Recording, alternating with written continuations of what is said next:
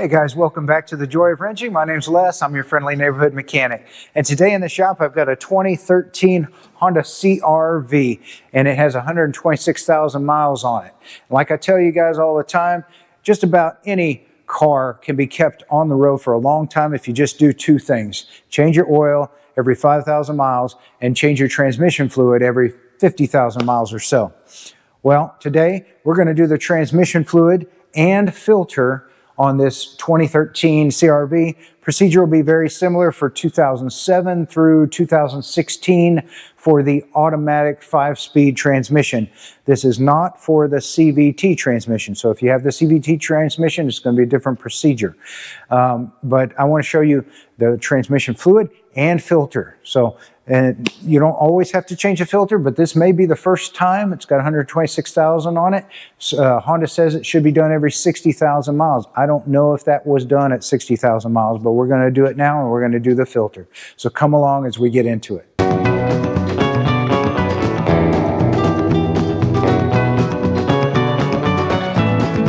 So before we get started on draining and refilling the transmission, I want to show you how to check the level of your transmission fluid. So on these Hondas, the way that they want you to check it is they want you to have the car at operating temperature or the transmission at operating temperature. So just take it for a little spin around the block or whatever until your temperature, your water, your coolant gets up there in that range there. And then you're supposed to turn off your car and then wait for 60 seconds, and then come over here to where we have our transmission dipstick right here. And if you notice, the transmission dipstick goes down into a tube here, and it's got a little notch right here on the side of it. That notch needs to go or surround that little tab there on the tube. So when you go to put this back in, make sure that you push it all the way down in this orientation so that that notch surrounds that tab, or else you're not going to have it fully seated. And what we need to do is pull this thing out, and then we're going to clean it off once, and we're going to put it back in. And again, you're supposed to do this within 60 seconds of turning the car off. I could go turn it back on if we need to and check it, but I've done it already. And I just wanted to show you how to check. And the fluid level should be between the two dots there where it says hot. And on this one, we're underneath the first dot. So this one's a little low. We already know that. This one's got a little bit of a transmission, or had a little bit of a transmission leak. So it's no surprise that that level is low. But that's how you check the transmission level. And if it was in the right range, when we drain it, you could capture how much you drain out of there and measure it so you know exactly how much to put back in. But in this case, and in your case, if you have a two-wheel drive or just a front-wheel drive Honda CRV of these years, it takes 2.3 quarts. If you have an all-wheel drive, as in the case here, it's supposed to take 2.7 quarts.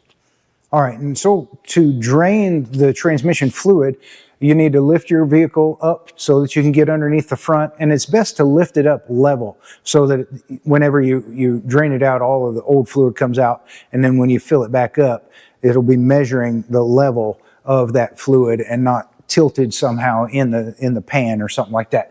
You don't have to use a lift. I have it just so that I can show you guys a better view of everything. Just use jack stands. Be safe. Don't get under a car that you don't have on jack stands, okay? Let me show you right here is where we're going to access the drain plug. Now, your vehicle like this one may have this belly pan maybe tore up or not even here. But if it is here, like this one is still partially here, you'll have a little access panel right here that has two Phillips headed plastic screws. And so just take these things out.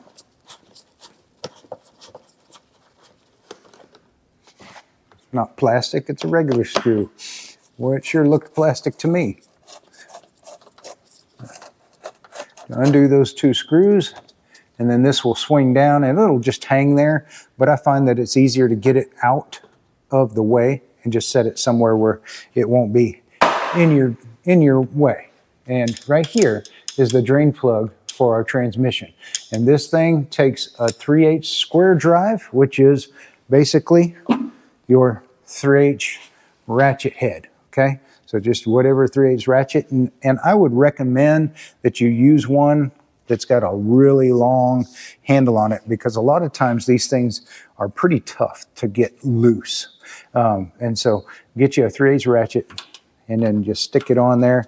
And this is how you're going to crack that thing loose. And this one was, just like many of them, really tough to break loose, but this long handle really made it a lot easier. So once you crack your drain plug loose, you'll be able to turn it by hand and turn it and hold on to it. It's got a little tight again. Let me give it a little bit more persuasion. But hold on to it, because otherwise when fluid starts coming out of it, it might try to fall in your bucket. And I'm going to try and catch what we get out of here. There we go. Ooh, yeah, that's supposed to be nice and red, but look how nasty, brown, dirty that is. So definitely overdue. Now notice here on our drain plug, there's a bunch of metal shavings, real fine metal shavings, and that's normal. This is a normal amount of metal shavings, especially if this thing has never been changed. It's got 126,000 miles on it. Just take your rag and clean these shavings off of here. Clean all that nicely. And then there's a aluminum washer right here that you can also remove and replace, especially if it seems like it's really misshapen or flattened in this case. And I'll put links in the descriptions to a kit with a bunch of washers in it, and then also all the parts and supplies that we use here. All right, so it's been draining a little bit, and you know, you can remove this whole belly pan if you want, because otherwise what might happen, as in this case, is it'll try to run back across the bottom of the transmission, go down on the belly pan, and it might drip all over, you know, random places. Now we'll just let this thing drizzle out for a few minutes here. And we've already caught, 2.25 quarts, almost 2.5 quarts. And so again, this procedure on an all-wheel drive, which this one is, which means that it's got drive axles to the front wheels and a drive axle headed to the back, these take drain out 2.7 quarts. And so we knew that it was a little bit low looking at that dipstick before we even started this. And sure enough, it's about 2.5 quarts. So not terribly low. The leak was not that bad. But we're going to catch it. We're going to let it drizzle out here until it's just a drip, drip, drip. And then we'll put the drain plug back in with a new washer. And if you're wondering, when should you do this? Again, Honda says do this every 60,000 miles. But they also say that there's no transmission filter that's serviceable. Now that's not true, because there is an external inline filter. It looks like this, and we'll be changing this here in just a moment. The internal filter inside the transmission, in addition to this, can be replaced, but it's a bigger hassle. You really have to go digging deep inside that transmission. So we're not going to tackle that, and that one is more lifetime serviceable. But with as easy as these things are to replace and cheap, might as well for the peace of mind. All right, so we're down to just a few drips here. So I've got a new washer, and again, I'll put a link in the description to a kit that's got these washers, just a little aluminum washer. Then we'll set the cleaned off magnet plug back in place, get her started by hand so we don't cross thread anything. And then we need to tighten this to 36 foot-pounds. So that's the torque on that plug bolt there, 36 foot-pounds, which is not, not gorilla tight, but not super loose either. So that was, let's call it, 1.5 ooga doogas for you guys that don't like to use a torque wrench. All right, so let's see what we caught in our bucket here. Almost 2.5 quarts. And if you look at this stuff, ooh, that's nasty. You can see it on the walls there. Hardly red anymore. It's really like a coffee color more than anything. And so this is another reason why you might change your transmission fluid. If you notice when you're checking the level that fluid is really dark, that's another indicator that it's time to change that transmission fluid. I recommend doing it every 30 to 50,000 miles. I know the manufacturers often will say you don't have to do it at all, or maybe, as in the case here, 60,000 miles.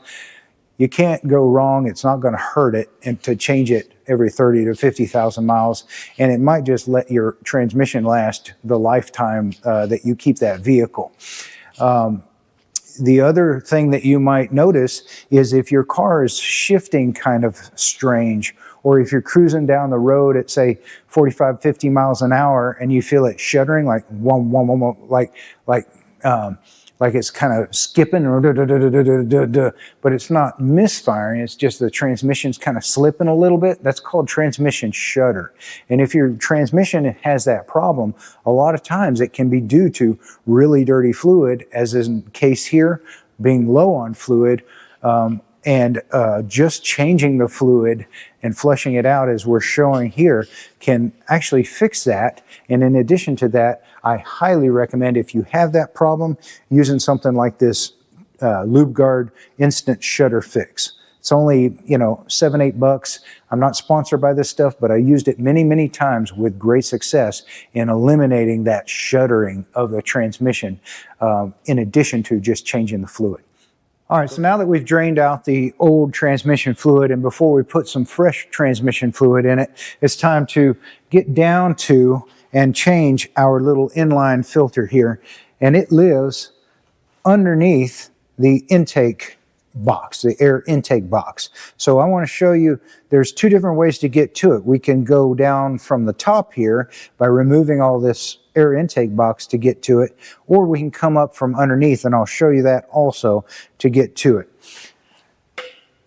We'll just start here, and we'll go ahead and remove what needs to be removed up here to get down to it. So the first thing you'll want to undo is your mass air meter, so just give it a squeeze and a pull here to unplug it. All right, and then you've got some worm clamps that need to be undone. So there's one here at the throttle body, and you can use just a Phillips screwdriver just to loosen those up, and then another right here at the air box itself. Just loosen these guys up, give it a little wiggle and a pull, and then also attached to this hose you've got these lines. So squeeze this little clamp here and pull this hose out. There we go. And since we undid this worm clamp down here at the throttle body, we can wiggle and pull this thing loose from the throttle body as well. There we go. And this part will come off, and set this aside for now.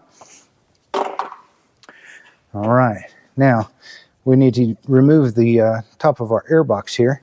And so we'll just unclip it as if you were checking your air filter. This little clips around the side, and there's one in the back, right back here as well. So flip that down, and then you can lift the top off.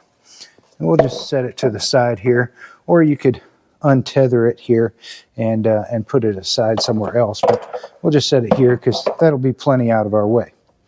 Let's take our air filter out for now. And we're going to need to remove this lower air box. It's held on by one 10mm bolt right here. Go ahead and crack that loose. That'll remain tethered as well. It stays with it.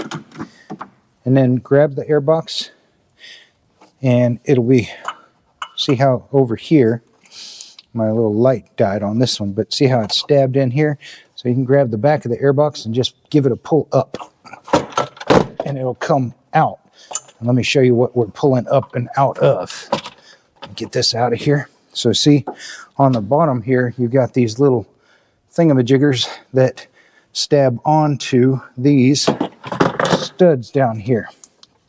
And so when we're pulling up, we're pulling it off of these studs. Let me get a better flashlight, but right here is where our transmission filter lives, right back in here. And so this is how you get down to it from above. So I mentioned you can get to that transmission filter from above by removing the air box, as I showed the beginning of that process. You can also get to it from below. So I wanted to show you how to do that. So get the car up in the air. You can either remove your tire or just turn it like this, and then come right in here, and then look up inside of the wheel well and you will see your transmission filter right there. Hopefully you guys can see I'm pointing to it, okay? So you can get to it from both above and below, and it may be actually easier to get the upper hoses from above and the lower hoses that go into it from below. So just a little FYI there. And if you need to, you can also pull down and remove these splash guards or belly pans, and they're just held in by a bunch of these push pins like that you just pull the center of it out and then remove the push pin itself. So your prerogative there. I'm probably going to do this job from above, but I might need to get to the lower clamps from below. So to get better access to the bottom of that filter so I can get my arm up in there, I'm going to go ahead and show you how to bend this thing out of the way. So just get you a panel pin remover, pull down the center portion, and then pull out these pins. I've already loosened these things up so that these guys can come down. Now let me take this panel and we're going to just bend it out of our way. That way we don't have to remove the whole doggone bottom of the splash guard of the car here. And I'm just going to use a little bit of a bungee here, just tie it up kind of out of our way. And then we can go up under there and you can get a better view of where we need to be right up through here. You can see that you can get to the bottom of our transmission filter and our little clamp. They've got it facing towards the inside of the engine. It's kind of hard to get to. Just need to get a pair of pliers on here and squeeze that little clamp so that we can pull this hose off of our filter.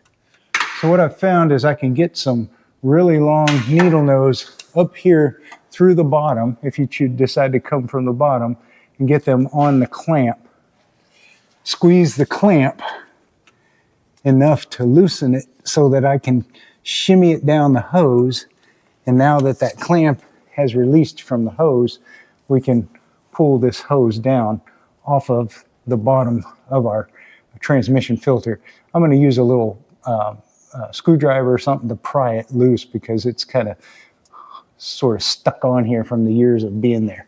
Okay, so in order to get this transmission filter out of here, we're going to have to remove it from the bracket that holds it in place. And that thing is right here, this little bracket, and it's held on with one 10mm bolt.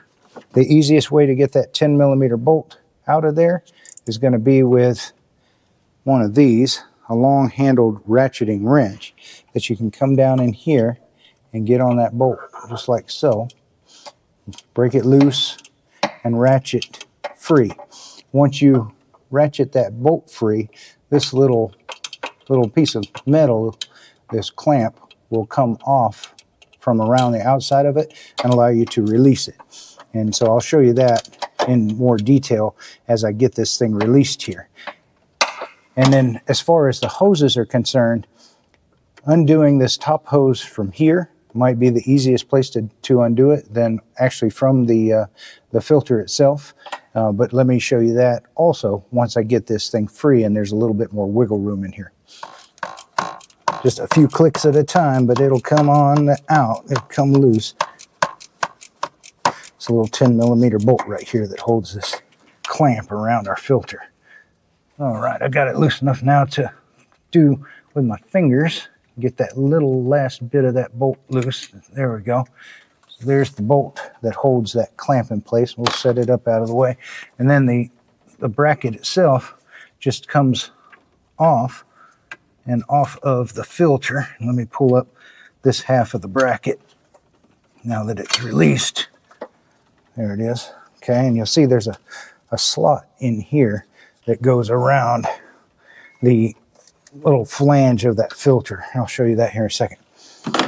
All right, but now that that filter is loose, we can undo this upper hose clamp here, and then we can kind of swing it over and get access to the lower hose as well. All right, let me loosen up this hose clamp here. Just give her a squeeze, pull her back, and you might need to rotate the hose, kind of break whatever grip seal it has if it doesn't want to pull off real easy, as in this case.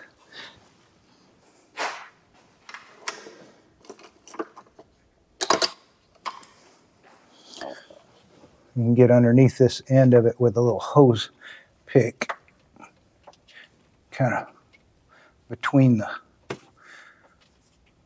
the metal and the plastic. Kind of go around the hose.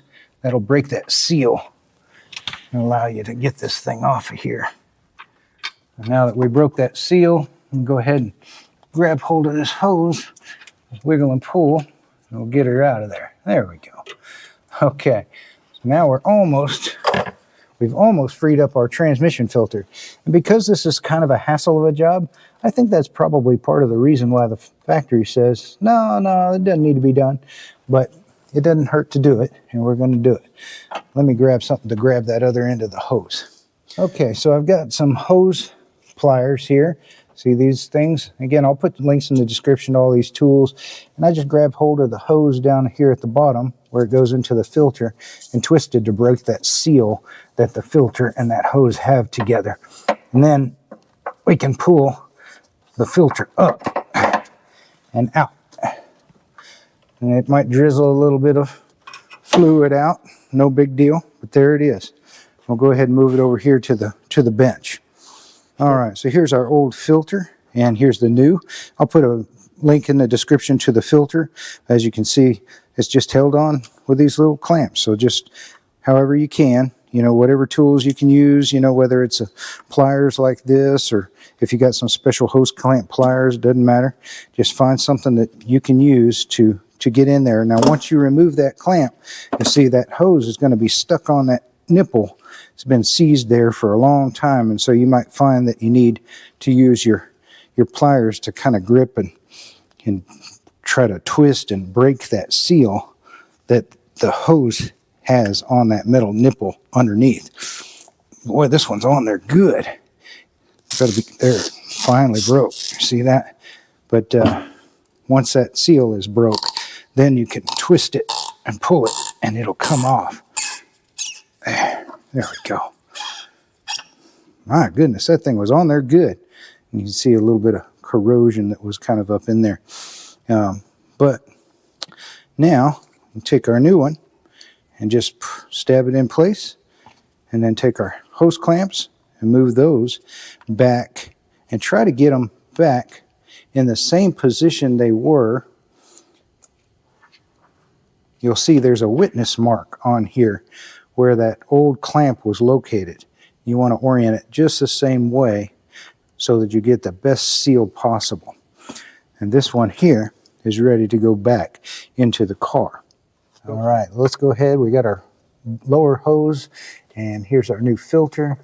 You can see that it's oriented like this. And we'll just come back down in here and stab that filter into that lower hose. You might need a couple hands in here. And if you want to, you can remove a couple of bolts on this bracket and kind of shift it up out of your way. And that might make this just a little bit easier as well. A lot of people don't show this part because it's such a fiddly job. And again, I think part of the reason why the factory says, oh no, you don't need to do this, because they don't want to do it either. But I've got it slid into that lower hose, and it should line up basically where it came from. This wiring harness is maybe in your way from seeing too well, but you can feel it'll fit into the bracket. And here's our little our outside bracket, and let me show you how that fits.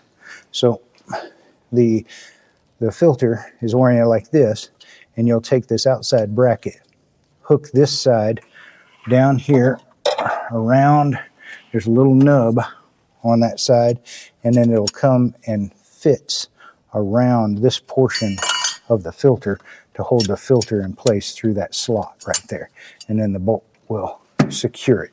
So let me go down here put this little side on where it goes into its little catch, and then we'll rotate it around our new filter. Try and do this and keep my hands out of your way as much as I can. And then we'll close this filter up and try and get that bolt screwed back in. So I've got that on the filter, and then we come back in with our little 10mm bolt, and you'll have to hold these two closed like so with one hand and start the bolt with another. I'll try and do it one-handed here. Let me get under here and come back up.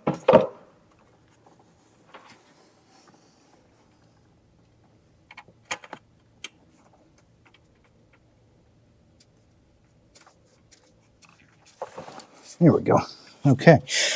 Just tighten that thing back up. And let me just show you. Make sure that this other side of that clamp, try and get you in here. Make sure that other side of the clamp is on there like so. And the filter is inside of the clamp. And then tighten that bolt loose. Tighten that bolt up. Again, this ratcheting 10mm wrench for the wind to close up and get to this bolt here that holds that clamp around that filter. It takes a little bit, you know, a few clicks at a time, but it'll close it up. And this is probably one of the easier tools to get in here with. All right, there we go. That's tight.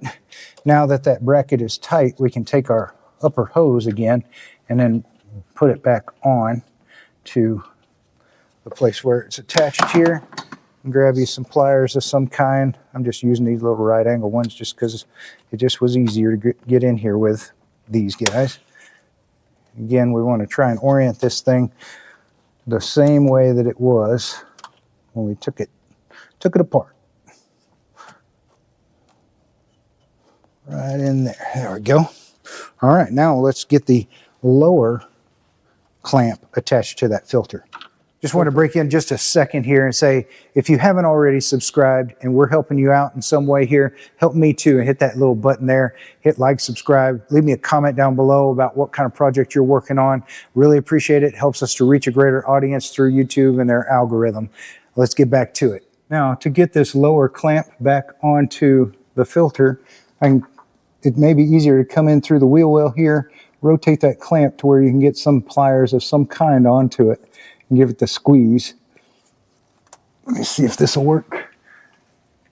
Give it the squeeze and then wiggle its way back up into place. Now to get this lower clamp put back up into place, you may find it easier to come in through the wheel well or even from underneath right through here to get onto it. Get whatever kind of pliers you need in order to get to that clamp and give it a squeeze. I've got some hose clamp pliers here, and again, I'll put links in the description to this stuff. Once you get her squeezed closed or open in this case, you want to rotate and wiggle and move it back up to where it was. And again, this is a really kind of a fiddly process, and that's why nobody shows you this. Nobody but at least us anyway. And once you get that thing back up into place, let me get my hand up in here. It needs to go up just a little bit higher. Let me get another pair of pliers. You may find that you need a couple of different types of pliers to get this as well. These little 90-degree pliers here will work pretty good. Wiggle and push until it's up in place. There we go. Come look from this side over here, guys. I want to show you coming in from this wheel well like this. Got my 90-degree extended reach pliers, give it a squeeze and wiggle and put it back up into place. There we go. That is a transmission filter replaced. All right, so now we're done with this being out of the way, so we can put our little push pins back in it, reconnect it back to the bottom of the vehicle. That way it doesn't go flapping around in the wind while you're flying down the highway. That always looks funny when people have that going on, doesn't it? But these little push pins just push back into place, and then the center portion of it gets pushed in to close it. Look at this one over here. This was easier to see. So you just line up the holes, put the bottom in, push the center in to lock it in place. Just go around and make sure you replace all the ones that you took off. Again, this is just so it doesn't go flapping around down the highway. And if you break some of these things, I'll put a link in the description to the kit for them. They're real easy to replace. All right, yeah, now that that transmission filter is in place, even though we're going to drain and refill this thing again, we don't need to be going back in here. So I'm going to go ahead and put back the things that we removed in order to get to that. The first thing is going to be this lower part of our air box. And so you just want to come back down in here and you want to stab these little rubber nubs onto these little studs. And then at the same time that you're doing that, you want to put this snout into this little hole over here. There we go. All right, so that goes there. Let's see if I'm lining up the nubs in the back. And you'll feel it snap down onto them when it's lined up correctly. There it goes. And then it'll when it's lined up, this front bolt, this front 10 millimeter will be lined up to get tightened in place.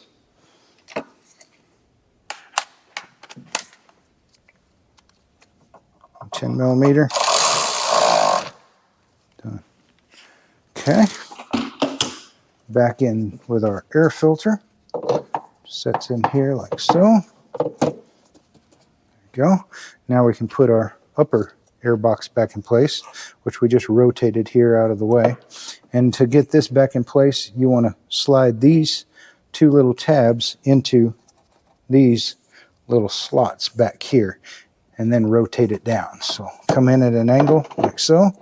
Those tabs go into the slots, then down it goes, and then attach your little clips. There's 3 clips, one here in the front, 2 in the front, and 1 in the rear right there.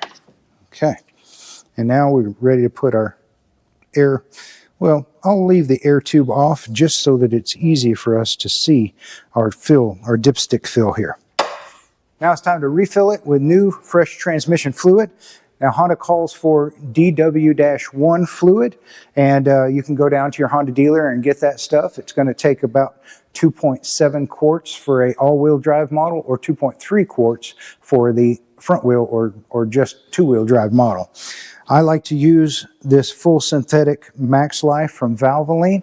If you read on the back, it'll say that it is recommended for use in Honda Acura DW-1. So this is safe to use in your car. It's a lot cheaper and a lot easier to find. You can get this at your local auto parts store.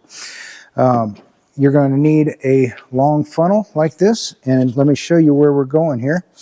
We need to pull out our dipstick and just set it aside for now. And then you'll take your long funnel and you'll snake it down into where that dipstick came out of. And that's where we fill it up, is right through that dipstick tube. And you're going to put in, as in this is all-wheel drive model, so we're going to put in 2.7 quarts. So I'm going to go ahead and pour that in here. Just make sure you got your drain plug back in, right? You don't want it to all be under the car when you're not looking. And you might want to take your time and kind of look down in there where that dipstick or where that funnel is going into the dipstick. Make sure it's not being real slow to go in and somehow coming over the top of that tube. We'll pour this in there, and then we'll do a little procedure that I'll show you here to make sure that it gets circulated around the transmission real good.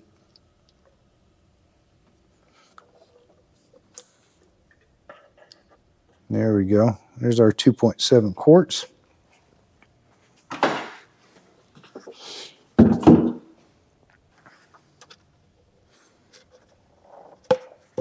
Let me get this out of here. Set it over here to drain. All right. And now, go ahead and put our dipstick back in the tube. And again, this dipstick lines up with this little notch right here that slides down on the driver's side onto a little metal tab. There we go. That's in place. Now, before we start the car, we need to put our intake tube back in here. So let's go ahead and get that back on. In order to put this back on, this little bulbous air silencer part goes towards the top. So just slide it over the throttle body the way that you pulled it off.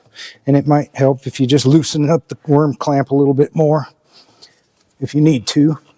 And then slide the upper portion back onto where it was. Don't forget to put your little metal tube back in place, and you might need to squeeze this open to allow that to go down in there.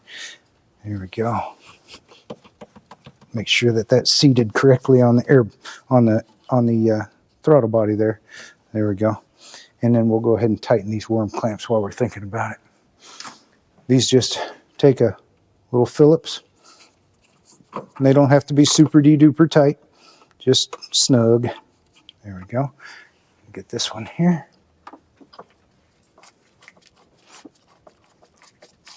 Okay, and don't forget to plug in your mass airflow meter. Hear that satisfying click?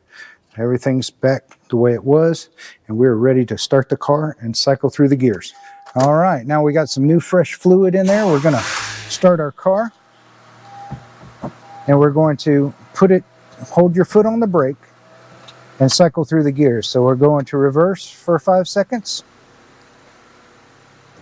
neutral, drive for 5 seconds, go down to second gear, 5 seconds, first gear, 5 seconds, and just do this a few times. All this is doing is letting that fresh fluid get through all the nooks and crannies and mix with that old fluid that's in that transmission. You know, we didn't drain all of the transmission fluid out through this process. There's still old fluid caught and air pockets caught into some of the little nooks and crannies. Once you cycle it through the gears, you want to take your car for about a 30-minute drive or so and make sure that it's up to operating temperature, and come back in here, and you're going to drain it and refill it at least one more time. But the factory and many others say 2 or 3 times. Now, we'll just do it one more time. I'm not going to take you through the process, but drain it, refill it. You don't have to touch your filter anymore. And then once you refill it, you want to do this process again of cycling through all of your different gears for a few seconds. Get that temperature up. You want to run the car until that temperature of the transmission, temperature of the engine is up in that operating range, and then turn off the car and go check within 60 seconds. Check after 60 seconds, check the level on that dipstick to know if you're back where it should be. And I'll take you through that process here in just a second once we get up to temperature. Okay, so our vehicle is up to operating temperature again.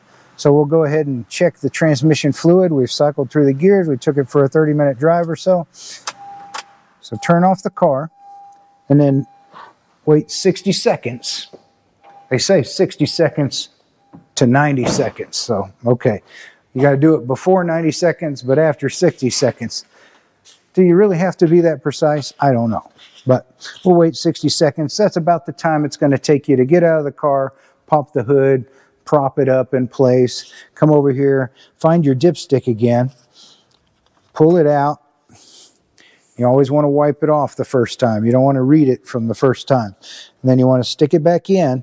And remember, push it all the way till it goes to the bottom. And you'll know because it's locked in on the little nub on the driver's side. There we go. Pull it back out. And now we can read our level. And that level ought to be in between those 2 dots. This one's still low. So we need to get this thing a little bit more full.